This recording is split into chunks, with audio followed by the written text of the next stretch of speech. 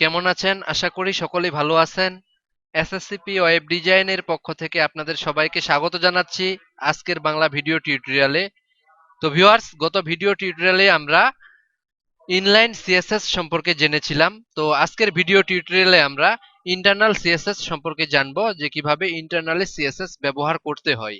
তো যারা নতুন, তারা আমাদের এই চ্যানেলে নতুন স্টুডেন্ট হওয়ার জন্য অবশ্যই চ্যানেলটি সাবস্ক্রাইব করে নেবেন এবং পাশে থাকা বেল আইকনটিতে ক্লিক করে উপরে অল বাটনে সেট করে দিবেন। এতে করে আমরা নতুন ভিডিও টিউটোরিয়াল ছাড়ার সাথে সাথেই আপনার কাছে নোটিফিকেশন চলে যাবে এবং আপনি সবার আগে দেখে তা শিখতে পারবেন।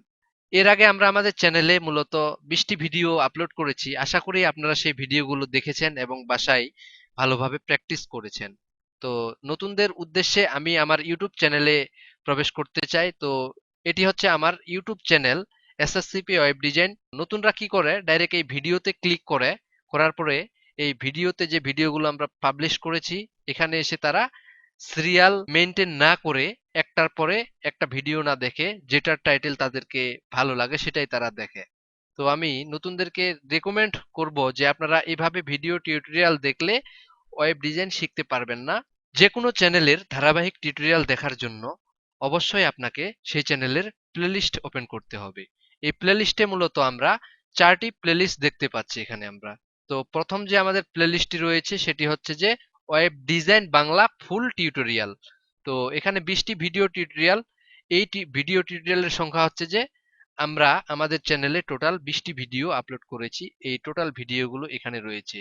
এর মধ্যে দ্বিতীয় প্লেলিস্টে আমরা এখানে বেসিক গাইডলাইন ভিডিও 4টা দিয়েছি। এই 4টা এখানে রয়েছে। তো যারা ওয়েব ডিজাইন শিখতে আগ্রহ, আপনাদের আগ্রহ রয়েছে, অবশ্যই আপনারা এই 4টি ভিডিও দেখবেন।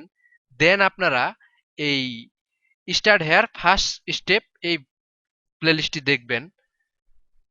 দেন আপনারা এই ভিডিওটি দেখবেন, কারণ এই ভিডিও প্লেলিস্টটি আপনাদেরকে এজন্যই দেখার জন্য রেকমেন্ড করতেছি যে এখানে যে 15টি ভিডিও দিয়েছি মূলত আমরা, এগুলো হচ্ছে HTML এর যে বেসিক ট্যাগগুলো রয়েছে এবং টেক্সটের যে বেসিক ফরম্যাটিং রয়েছে সেই ফরম্যাটিং সম্পর্কেই মূলত আপনাদেরকে ধারণা দেওয়ার চেষ্টা করেছি। তো নতুনদেরকে আমি বলবো যে আপনারা এই 15 নাম্বার যে 15টি ভিডিও রয়েছে স্টার্ট হেয়ার ফার্স্ট স্টেপ, এই ভিডিওগুলো কমপ্লিট করেন। দেন আপনি এই স্টার্ট হেয়ার সেকেন্ড স্টেপে ক্লিক করবেন। তো আমরা ভিডিওতে চলে যাচ্ছি। তো আজকে আমরা দেখব ইন্টারনাল সিএসএস ব্যবহার করতে হয়। চলুন আমরা দেখে আসি।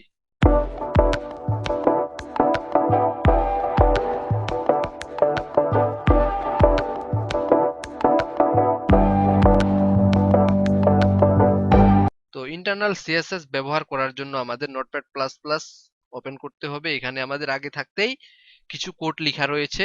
এই কোডগুলোর আমরা যদি আউটপুট দেখি, আমরা রান অপশন থেকে লঞ্চ ইন ফায়ারফক্সে ক্লিক করছি। তো দেখুন আমাদের একটি প্যারাগ্রাফ এবং একটি হেডিং রয়েছে।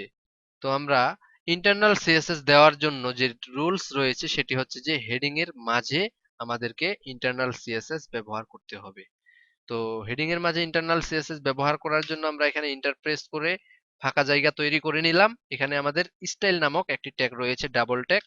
তো স্টাইল ট্যাগটি লেখার পরে আমাদেরকে ইন্টার প্রেস করে মিডিলে ফাঁকা জায়গা তৈরি করে নিতে হবে।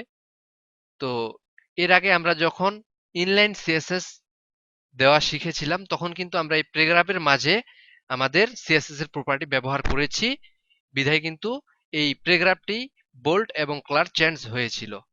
তো এখন তো আমরা এক ইন্টারনাল সিএসএস ব্যবহার করব, সম্পূর্ণ আলাদাভাবে বাইরে থেকে আমরা সিএসএস অ্যাপ্লাই করব।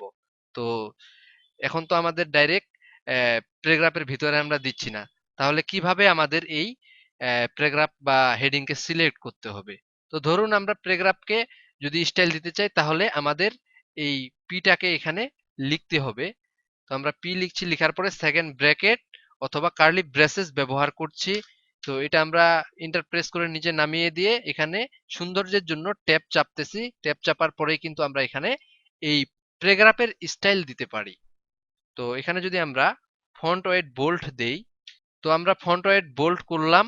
তো আমরা যদি এবার পেজটি সেভ করে লোড করি তাহলে আমাদের প্যারাগ্রাফ কিন্তু বোল্ড হয়েছে। তো আমরা এই প্যারাগ্রাফের কালার যদি পরিবর্তন করি, সিম্পলি আমরা এখানে কালার প্রপার্টি ব্যবহার করছি। গ্রিন। তো আমরা সেভ করে পেজটি যদি লোড করি তাহলে আমাদের এই প্যারাগ্রাফটি কিন্তু গ্রিন কালারের হয়ে গেছে। তো আমাদের হেডিং কিন্তু কোনো কালার পাইনি, কারণ আমরা হেডিংকে কোনো কালার দেইনি। তো আমরা হেডিংকে কালার দেওয়ার জন্য সিম্পলি আমরা এখানে এই হেডিংকে কন্ট্রোল সি দিয়ে কপি করছি এবং কন্ট্রোল ভি দিয়ে পেস্ট করছি। করার পরে আমরা আবার কার্লি ব্রেসেস ব্যবহার করে এর মাঝে আমরা এই হেডিং এর কালার পরিবর্তন করতে পারি। কালার পরিবর্তন করে আমরা যদি রেড দিয়ে দিই, যে আমরা রেড কালার করতেছি হেডিং এর, তাহলে কিন্তু আমাদের হেডিংটিও লাল কালারের হয়ে যাবে। আমাদের ঠিক এমনও হতে পারে যে আমাদের ওয়েবসাইটে কিন্তু বডির মাঝে যে আমরা কোথায় যে কন্টেন্ট ব্যবহার করতেছি, এই কন্টেন্ট গুলোর মাঝে অবশ্যই কিন্তু হেডিং একটা নাও থাকতে পারে, বিভিন্ন হেডিং থাকতে পারে। সেই ক্ষেত্রে আমরা কি করব? ধরুন আমাদের ওয়েবসাইটে আরো একটি হেডিং রয়েছে, this is our another heading two. তো আমরা যদি এবার পেজটি সেভ করে লোড করি তাহলে কিন্তু আমাদের এই হেডিংটিও লাল কালারের হয়ে গেছে। এক কথায় আমরা যখন হেডিং এর জন্য S2 কে সিলেক্ট করলাম, তখন এই বডিতে থাকা যত হেডিং রয়েছে, দুটো হেডিং রয়েছে মূলত, এই দুটোরই কিন্তু কালার পরিবর্তন হয়েছে, রেড হয়েছে। তো এরকম প্যারাগ্রাফ কিন্তু একের অধিকও থাকতে পারে।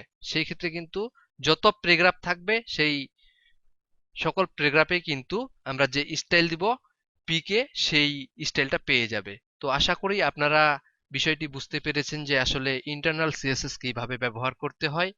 তো ভিডিওটি ভালো লাগলে অবশ্যই ভিডিওটিতে একটি লাইক করবেন এবং আপনাদের ফ্রেন্ডগুলোকে শেয়ার করবেন।